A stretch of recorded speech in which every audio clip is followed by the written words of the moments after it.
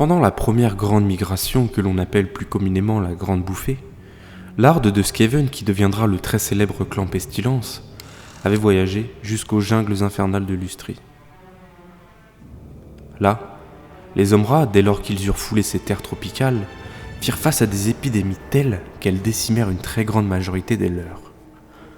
L'adaptation légendaire de la race des Skaven et la résistance de leur organisme ont failli leur faire défaut cette fois-ci, mais, au bout de quelques courtes générations, les Skaven retranchés et tapissés dans un temple archaïque abandonné, plongés dans les jungles suffocantes de Lustrie, échappant aux yeux des Scouts Kings, développèrent une forme d'étrange immunité contre ces maladies qui avaient précédemment provoqué l'hécatombe dans leur rang.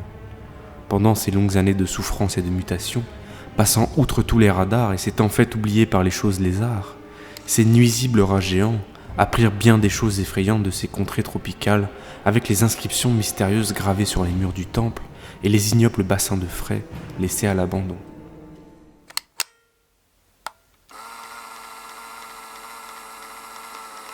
Do not test me, necromancer. Yours is an art I have dominated centuries ago. You have nothing I need.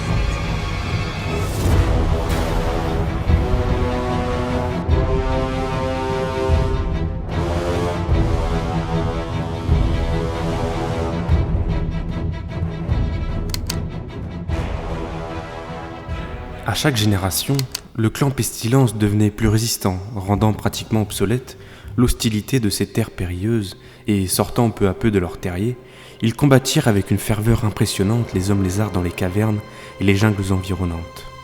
Ils en réduisirent un nombre démesuré en esclavage et les milliers d'autres restants servaient aux sacrifices dédiés à l'épouvantable rat cornu. Le clan Pestilence devint de plus en plus dévot par le culte du maître rongeur et ses effrayantes cérémonies. Au fil du temps, ils devinrent de véritables fanatiques de la putréfaction, et le rat cornu tourmentait de plus en plus ses fidèles serviteurs avec ses visions de décrépitude. Une fois qu'ils eurent épuisé les ressources des environs, ces rats zélés de la maladie, qui se nommeront plus tard entre eux les moines de la peste, décidèrent qu'il était temps de retourner auprès des leurs, dans le vieux monde. Dans un grand mouvement d'exode, les membres du clan Pestilence et leurs esclaves se frayèrent un chemin dans la dangereuse jungle pour parvenir aux rives de la mer. Là, les moines de la peste ordonnèrent aux esclaves de leur fabriquer de grossières embarcations destinées à traverser les eaux. Ce long chantier permettra quelques mois plus tard au clan Pestilence de débarquer sur les rivages des lointaines et mystérieuses terres du Sud, où ils établirent une nouvelle forteresse. La première chose que les grands seigneurs de la peste firent fut d'envoyer leurs émissaires pour la cité souterraine où tous les tunnels mènent, Scarogne. Cet envoi fut motivé par la volonté du clan Pestilence d'annoncer, ou plutôt d'imposer leur retour et leur nouveau rôle en tant que prêtre de la décrépitude du rat cornu auprès du Conseil. Cependant, le Conseil des 13 et tous les clans du Vieux Monde apparaissaient désormais comme une faction bien distincte du clan Pestilence, qui n'avait en réalité plus grand-chose en commun. En effet, ce dernier, bien qu'ayant d'éternels différends entre ses membres, fut d'accord à l'unanimité pour dire qu'il n'avait pas besoin d'une nouvelle faction avec laquelle il devrait partager son pouvoir. À ce moment précis, cette décision qui confortait l'orgueil des vieux clans d'avoir la main mise sur l'empire souterrain ne fit qu'allumer le feu aux poudres. Pour asseoir leur puissance et dissuader cette demande qu'ils jugèrent inappropriée, les seigneurs de la ruine, épris de leur vanité, firent massacrer les émissaires et renvoyèrent leurs cadavres pourris aux seigneurs de la peste en guise de leçon d'humilité. La réaction des moines de la peste fut immédiate.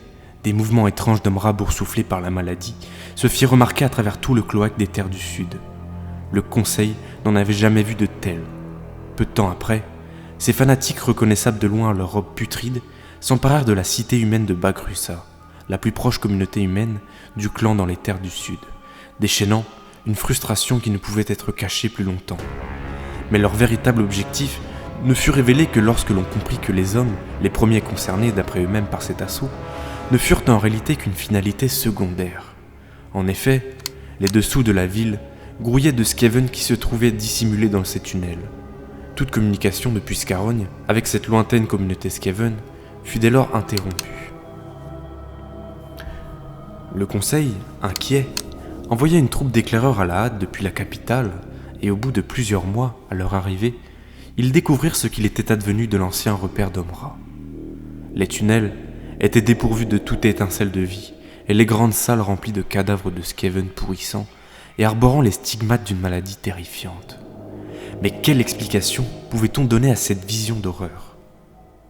Il eût été revendiqué peu après que les moines de la peste avaient encerclé la forteresse du clan Merkith avec d'immenses chaudrons remplis d'une mixture immonde d'ingrédients corrompus et de chair en putréfaction mêlée de malpierre, et ils s'étaient servis de ces émanations avec de gigantesques soufflets pour asphyxier les grottes creusées sous la ville de vapeurs nocives qui transmettaient toutes sortes de maladies mortelles. Les rares survivants qui avaient échappé de peu à la mort rapide que leur aurait réservé l'inhalation furent rapidement capturés à la surface et réduits en esclavage, et seul le seigneur Merkith en personne et une poignée de ses lieutenants avaient réussi à s'échapper pour relater cette tragédie encore jamais vue. Le Conseil des 13, immédiatement au courant de la nouvelle, envoyait des armées de guerriers des clans assistés de technomages et leurs terribles machines en guise de représailles.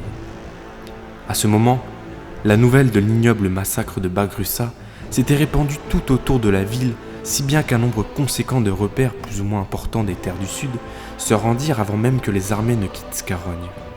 L'incapacité du Conseil à s'occuper du clan Pestilence le discrédita, et sa toute-puissance s'effondra si bien que des clans guerriers dissidents se séparèrent du reste de la société Skaven, soit pour se faire la guerre entre eux sans contrainte, soit pour rejoindre ceux qu'ils voyaient comme leur nouveau grand maître, le clan Pestilence. Au bout de quelques dizaines d'années, le Conseil perdit complètement son hégémonie dans les terres du Sud, ce qui assura le déclin de son incontestable influence sur l'Empire souterrain, et pour la première fois, un clan hérétique lui arracha ses propres territoires et réussit à dissuader ses propres vassaux. Ces luttes intestines durèrent 400 ans, scindant la race des Skaven en deux hémisphères, le nord dirigé par le Conseil et le sud par le clan Pestilence. Les clans opportunistes changèrent régulièrement de camp, soutenant toujours la faction la plus avantageuse. Il en résulta alors un état de statu quo constant qui ravagea les terres du Sud pendant des générations. Mais il semblait bien que rien n'était destiné à changer. Les Skaven étaient dans une impasse, chaque camp croyant être le préféré du roi cornu.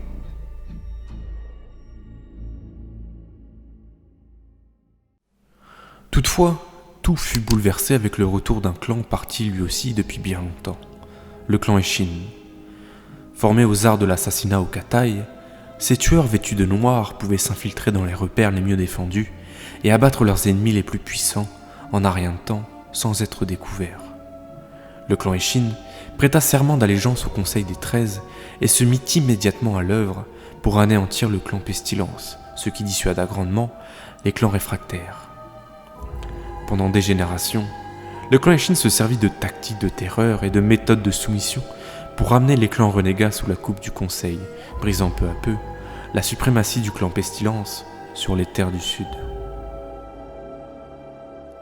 Les seigneurs de la peste réalisèrent que la tendance commença sérieusement à s'inverser et demandèrent donc audience au Conseil des 13 à Scarogne.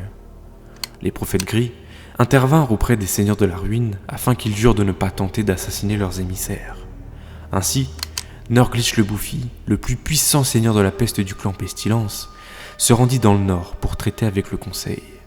Naturellement, il y eut plusieurs tentatives d'assassinat sur l'archiprêtre de la peste durant son voyage, mais il finit par arriver à Scarogne.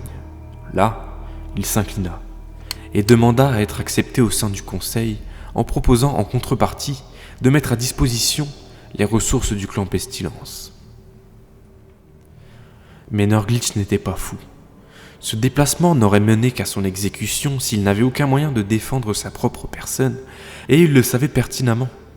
Il disposait en réalité d'un argument supplémentaire. Lui et ses disciples, l'ayant accompagné, étaient porteurs d'une souche particulièrement virulente, de la fièvre du crâne jaune, et si le Conseil n'arrivait pas à se mettre d'accord, Nurglitch serait forcé de la libérer, exterminant les 11 autres membres de la salle, ainsi qu'une grande partie des Skaven de Scarogne.